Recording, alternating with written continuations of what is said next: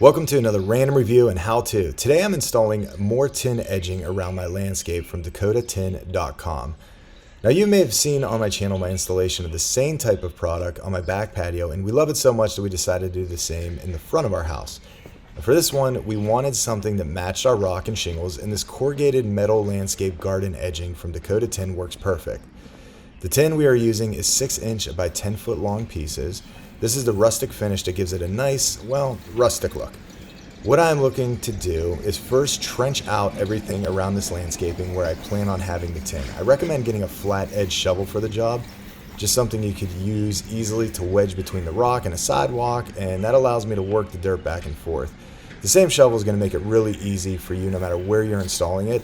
It just ensures that there's a straight line and that it's easy to work with, so highly recommend getting that shovel. All right, so we have this all trenched out. Highly recommend digging the trench. You could try to hammer it in just starting, but it's going to take forever to do. So dig down. I probably went between maybe 4 to 5 inches. There's some areas, like right here, I got an old root going through, so I got to get an axe and just kind of chop down at this just to break it up. And all I wanted to do was just kind of do my design that I'm going to be using. I'm going to go all the way around this back corner and kind of stop in that edge. So I trenched all that, and then along the sidewalk is actually a lot easier to do. First thing I did is, as I pulled all this back, I got a rake, raked all the rock back, and then just stick that shovel down in there and pull it back towards you, and it's going to push the dirt forward, and then push it forward, and it's going to kind of create a little hollow area there. So you can see how that looks. So next, what I'm going to do is I'm going to get all of my pieces out, and I'm actually going to lay them in just to make sure I have the right length. Hopefully I measured everything right. But I'm going to just get it all the way around the perimeter. I'm not going to zip it together, but for today, that's going to be the end of today's job, is just getting it laid out. Another night this week, I'm going to come back and finish. So let's go ahead and get it all pulled out, put it in, and see what that looks like.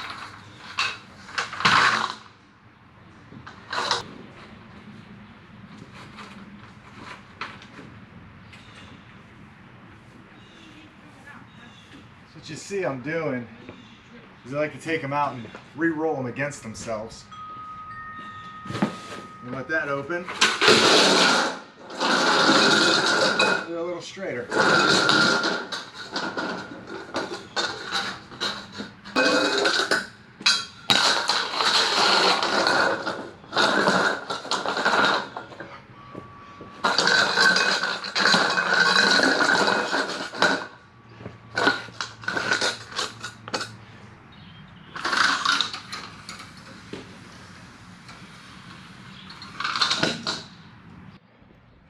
We got it all placed all the way down. I am a short one piece, so I have to order another piece, but this gives you a nice view on what this looks like. So this material itself, it definitely, I don't know if they treat it right before, but it has rust on it, very thick. It's almost like a dust. So if they put some kind of chemical to treat it and make it do that, but I'm assuming the first rain is going to wash a lot of that bright orange color off of this. We'll see if that happens. You can see right out there, I'm short. Dang it. All right, so I'm gonna get another piece, but I'm gonna let this sit. All right, it's already dug out. Not too worried about, we're not gonna have too much rain this week, so I don't think it's gonna wash back in there. But even if it did, the ground will be soft, and I've already moved it. So we're gonna wait a couple days. It's not gonna matter to you. I'll be back in a second. We're gonna get this all drilled together and buried and finished and cut and everything. All right, so we are back here, day 2 of this project. Now what I'm gonna do today is actually assemble all of these pieces together. And then I'm gonna make sure they're hammered in, and I'm gonna go ahead and backfill it with my rock and the dirt that I have going around here. A couple of things putting these together that I like to do. The first thing is I put everything out. I like to make sure I have enough length before I start assembling it, and then find out down the road I ran out of it. So as you saw, I put everything out. The second thing I'm gonna do is actually attach all of them together now. So why I do that is because as you start to hammer these in, and to hammer them, I have a rubber mallet and I have a 2x4. Put this on top and you just kind of hammer it down in. You're going to want it to be even on the surface you're working with. I'm actually working on a little bit of a slope here to start, and then I even out as I go down my sidewalk. But because of that, as you start hammering one part of this in, the other part shakes and bounces out.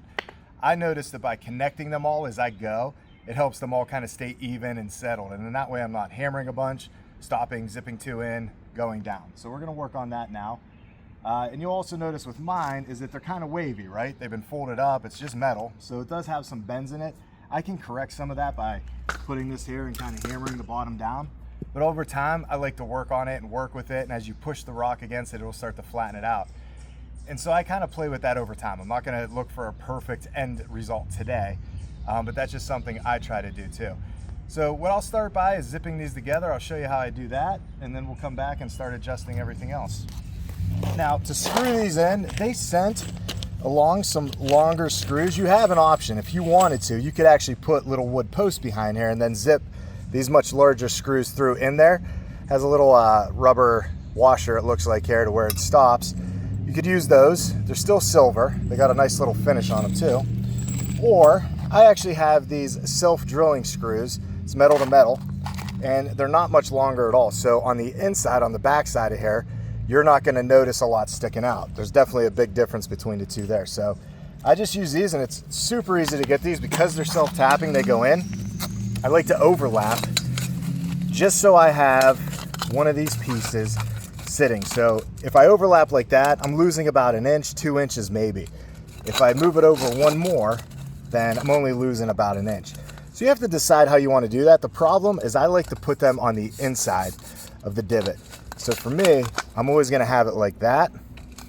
And then screw wise, I just do 2. Make sure my tops are lined up even. Put that in, watch my finger on the other side, and then it pushes it, but it did start a hole. And so all I do is put my fingers so they're separated. I know in the middle it's going to come through. Do that, and now I'm screwed in. Once you get that first one in, second one goes in super easy. I go down at the bottom for that. Again, I'm holding it in the back. Right in. So that's how it looks. So we're going to go ahead and do that down this entire strip now. There we go. Now, these pieces are very cut up, super sharp. So you're going to want to make sure those are inside of whatever piece you put in. So for this one, I want that ugly looking side to be on the inside. And I'm actually going to go flatten that out with a hammer, cut off any of these edges, bend those sides down so they're not sharp because my kids like to run through the rock. And then we'll screw that together.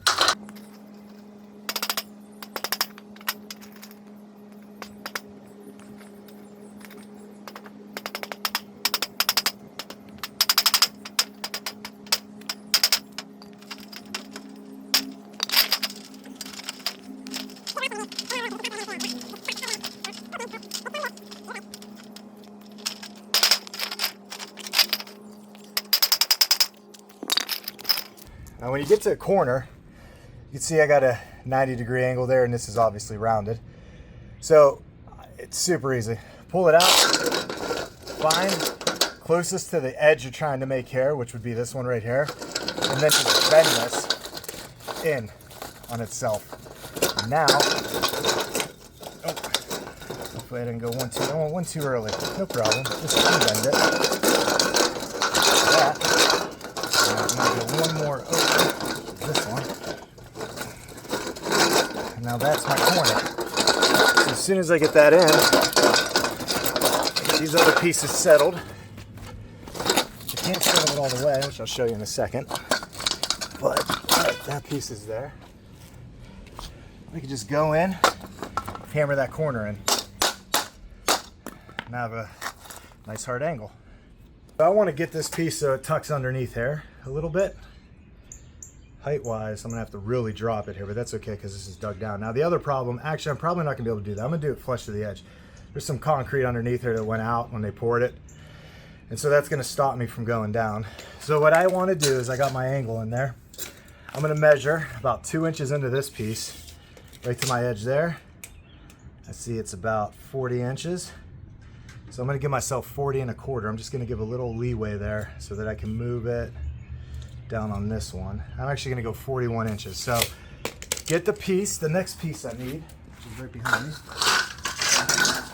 I'm actually taking from the next one, and then I'll put this, whatever's left over, on the end piece over there, and then just get some metal snips, if you got them. Come on, you could use a Mataba or anything really. And measure 41. It's right there. Measure twice. 41. It's right on that one.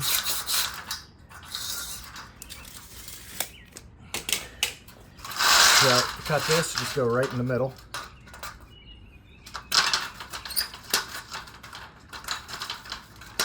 Cut straight down on it and just bend it around as you go.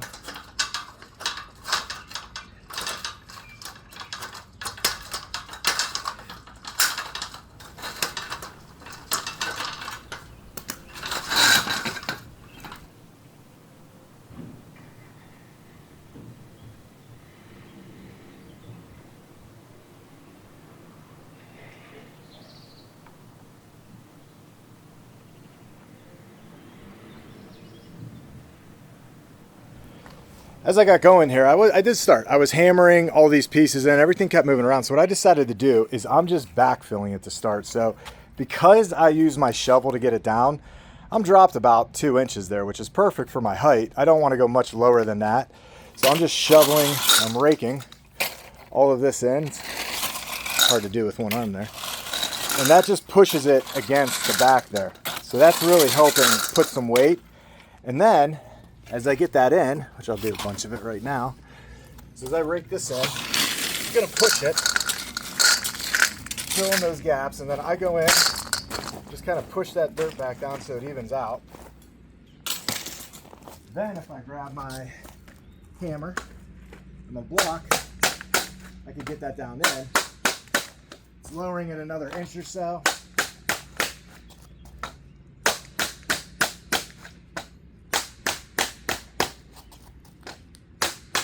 You could really feel it give differently once it catches and it's in there sturdy. So I'm just going to do this all the way around my perimeter. Now that's locked in. It's going to give a little bit, but it's exactly what I want out of this. A piece like that, sticking out. Just going to hammer it. It's going to settle over time anyway. There you go. So I'm going to go ahead and finish the rest of this side and then we'll head over to the other.